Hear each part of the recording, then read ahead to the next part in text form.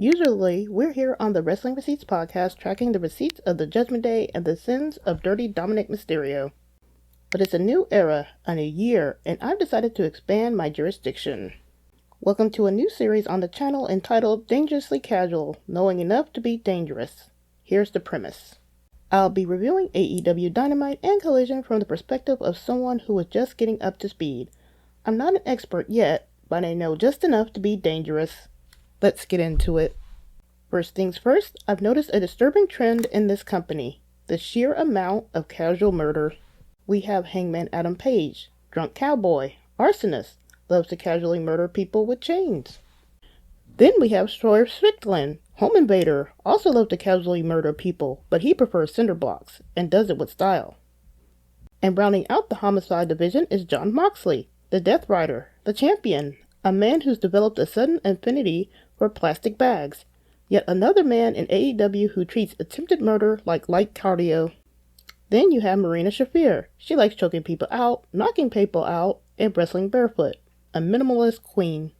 At this point, AEW's mission statement should be, what if everyone was unhinged, but in slightly different fonts?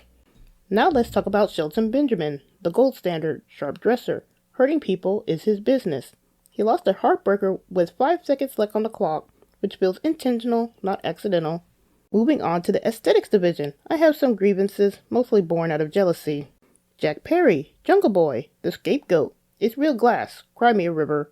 I don't care about the glass, I'm jealous of the hair. Andrade El Idolo, okay, how you know? The first person to make an AEW debut 3 times. Sharp dresser, also jealous of the hair. Bandido, ROH champion, amazing lucha mask design, great aesthetic, and yes, I'm jealous of his hair. Stole MJF's ring again, king behavior.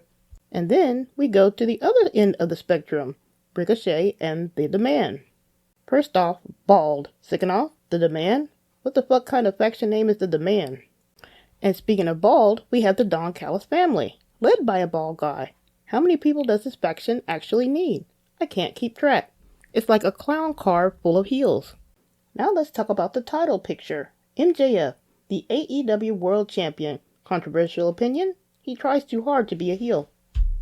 And he had his ring stolen by Bandido again. Bandido says thank you. Maybe MJF should stop leaving it unattended. Then we have Willow Nightingale, full of sunshine, rainbows, and sparkles. An expert at talking someone up right before she tears them down. A double champion, TBS, and tag team. She's friends with Chris Statlander again. Stat Daddy. The alien? Is she still an alien? I don't know. But she's the women's world champion. The universe is healing. But the real story here is Mercedes Moné, the CEO, no longer champion, currently spiraling into madness. Her morning outfit was amazing, but she ate a face full of cake and a powerbomb from Willow. And finally, we get to the thing that piqued my interest the most, the thing I waited all of Dynamite for. Toni Storm, timeless, glamorous, ethereal. Mina Shirakawa, the love bomb, Tony's lover. And Orange Cassidy, freshly squeezed, my favorite low-energy wrestler, the Aura Farmer, part of the conglomerate, which feels like a tax write-off. The Toni, Mina, Orange Triangle, potential situationship, potential throuple, potential polycule.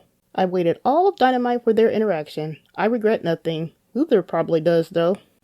That's AEW, as understood by someone who knows just enough to be dangerous. I'm still learning things, still figuring out why factions need 15 members, but I'm watching. I'm not here to tell you what to think, I'm here to tell you what patterns I'm seeing as I catch up. Knowing just enough is how you start seeing what actually matters. If you're enjoying my descent into AEW chaos, let me know in the comments. What am I missing? Fill me in, so I can be even more dangerously casual next week. I'll be back for more, but for now, I'm just saying.